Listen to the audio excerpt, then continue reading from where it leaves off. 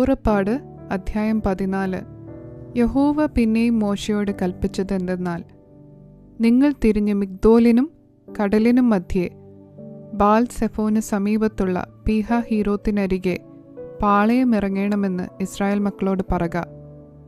അതിൻ്റെ സമീപത്ത് സമുദ്രത്തിനരികെ നിങ്ങൾ പാളയം ഇറങ്ങണം. എന്നാൽ അവർ ദേശത്ത് ഉഴലുന്നു, മരുഭൂമിയിൽ കുടുങ്ങിയിരിക്കുന്നു എന്ന് ഫറവോൻ ഇസ്രായേൽ മക്കളെക്കുറിച്ച് പറയും. ഫറവോൻ അവരെ പിന്തുടരുവാൻ തക്കവണ്ണം ഞാൻ അവൻ്റെ ഹൃദയം കഠിനമാക്കും. ഞാൻ യഹോവ ആകുന്നു എന്ന് മിസ്രൈമ്യർ അറിയേണ്ടതിന് ഫറവോനിലും അവൻ്റെ സകല സൈന്യങ്ങളിലും ഞാൻ എന്നെ തന്നെ മഹത്വപ്പെടുത്തും. അവർ അങ്ങനെ ചെയ്തു. ജനം ഓടിപ്പോയി എന്ന് മിസ്രൈം രാജാവിന് അറിവ് കിട്ടിയപ്പോൾ ജനത്തെ സംബന്ധിച്ച് ഫറവോൻ്റെയും അവൻ്റെ ഭൃത്യന്മാരുടെയും മനസ്സ് മാറി, ഇസ്രായേല്യരെ നമ്മുടെ അടിമവേലയിൽ നിന്നും വിട്ടയച്ചു കളഞ്ഞുവല്ലോ, നാം ഈ ചെയ്തത് എന്ത് എന്ന് അവർ പറഞ്ഞു. പിന്നെ അവൻ രഥം കെട്ടിച്ച് പടജനത്തെയും വിശേഷപ്പെട്ട 600 രഥങ്ങളെയും മിസ്രൈമിലെ സകല രഥങ്ങളെയും അവയ്ക്ക് വേണ്ടുന്ന തേരാളികളെയും കൂട്ടി. യഹോവ മിസ്രൈം രാജാവായ ഫറവോൻ്റെ ഹൃദയം കഠിനമാക്കിയതിനാൽ അവൻ ഇസ്രായേൽ മക്കളെ പിന്തുടർന്നു. എന്നാൽ ഇസ്രായേൽ മക്കൾ യുദ്ധസന്നദ്ധരായി പുറപ്പെട്ടിരുന്നു. ഫറവോൻ്റെ എല്ലാ കുതിരയും രഥവും കുതിരപ്പടയും സൈന്യവുമായി മിസ്രൈമ്യർ അവരെ പിന്തുടർന്നു. കടൽക്കരയിൽ ബാൽസെഫോന് സമീപത്തുള്ള പീഹഹീരോത്തിന് അരികെ അവർ പാളയമിറങ്ങിയിരിക്കുമ്പോൾ അവരോട് അടുത്തു. ഫറവോൻ അടുത്തു വരുമ്പോൾ ഇസ്രായേൽ മക്കൾ തല ഉയർത്തി മിസ്രൈമ്യർ പിന്നാലെ വരുന്നത് കണ്ടു ഏറ്റവും ഭയപ്പെട്ടു. ഇസ്രായേൽ മക്കൾ യഹോവയോട് നിലവിളിച്ചു. അവർ മോശയോട്, മിസ്രൈമിൽ ശവക്കുഴിയില്ലാഞ്ഞിട്ടോ നീ ഞങ്ങളെ മരുഭൂമിയിൽ മരിപ്പാൻ കൂട്ടിക്കൊണ്ടുവന്നത്? നീ ഞങ്ങളെ മിസ്രൈമിൽ നിന്നും പുറപ്പെടുവിച്ചതിനാൽ ഞങ്ങളോട് ഈ ചെയ്തത് എന്ത്? മിസ്രൈമ്യർക്ക് വേല ചെയ്യുവാൻ ഞങ്ങളെ വിടേണം എന്ന് ഞങ്ങൾ മിസ്രൈമിൽ വെച്ച് നിന്നോട് പറഞ്ഞില്ലയോ? മരുഭൂമിയിൽ മരിക്കുന്നതിനേക്കാൾ മിസ്രൈമ്യർക്ക് വേല ചെയ്യുന്നതായിരുന്നു ഞങ്ങൾക്ക് നല്ലത് എന്ന് പറഞ്ഞു. അതിന് മോശ ജനത്തോട്, ഭയപ്പെടേണ്ട, ഉറച്ചു നിൽപ്പീൻ.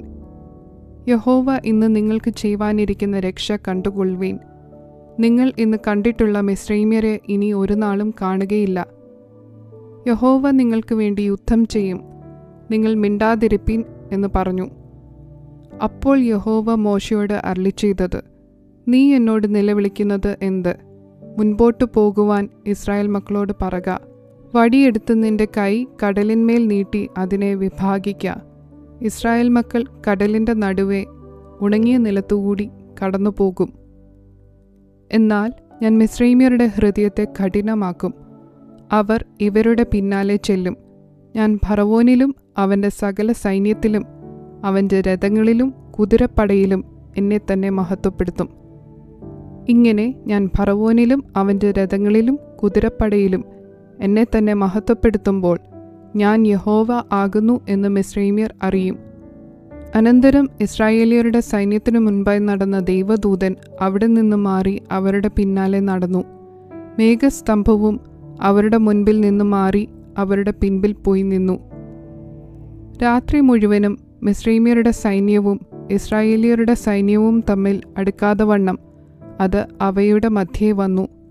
അവർക്ക് മേഘവും അന്ധകാരവും ആയിരുന്നു, ഇവർക്കോ രാത്രിയെ പ്രകാശമാക്കി കൊടുത്തു.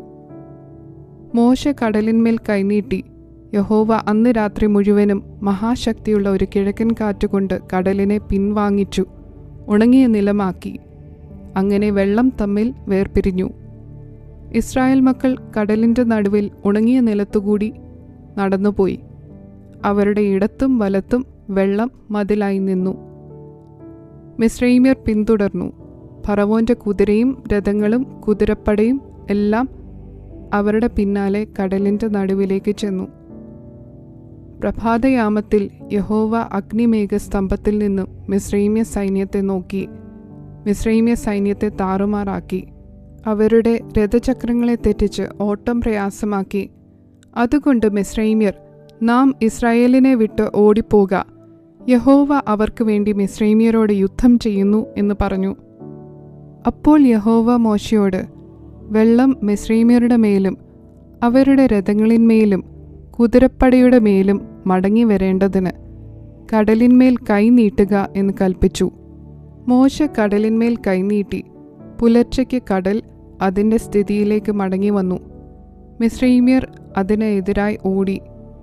യഹോവ മിസ്രൈമ്യരെ കടലിൻ്റെ നടുവിൽ തള്ളിയിട്ടു. വെള്ളം മടങ്ങി വന്ന് അവരുടെ പിന്നാലെ കടലിലേക്ക് ചെന്നിരുന്ന രഥങ്ങളെയും കുതിരപ്പടയെയും ഫറവോന്റെ സൈന്യത്തെയും എല്ലാം മുക്കിക്കളഞ്ഞു. അവരിൽ ഒരുത്തൻ പോലും ശേഷിച്ചില്ല. ഇസ്രായേൽ മക്കൾ കടലിൻ്റെ നടുവേ ഉണങ്ങിയ നിലത്തുകൂടി കടന്നുപോയി. വെള്ളം അവരുടെ ഇടത്തും വലത്തും മതിലായി നിന്നു. ഇങ്ങനെ യഹോവ ആ ദിവസം ഇസ്രായേല്യരെ മിസ്രൈമ്യരുടെ കയ്യിൽ നിന്ന് രക്ഷിച്ചു. മിസ്രൈമ്യർ കടൽക്കരയിൽ ചത്തടിഞ്ഞു കിടക്കുന്നത് ഇസ്രായേല്യർ കാണുകയും ചെയ്തു. യഹോവ മിസ്രൈമ്യരിൽ ചെയ്ത ഈ മഹാപ്രവൃത്തി ഇസ്രായേല്യർ കണ്ടു. ജനം യഹോവയെ ഭയപ്പെട്ടു. യഹോവയിലും അവൻ്റെ ദാസനായ മോശയിലും വിശ്വസിച്ചു.